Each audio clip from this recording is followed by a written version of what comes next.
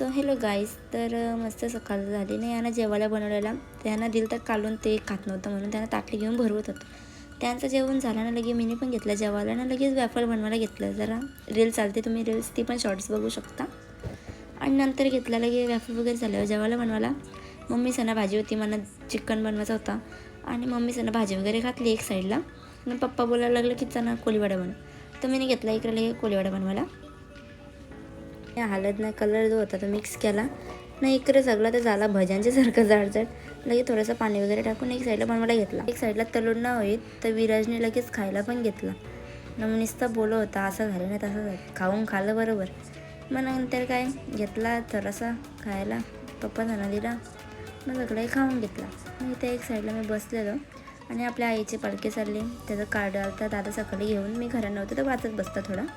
नंतर वाचला आणि लगेच आमचा ऑपरेटर झाला सिम्बा.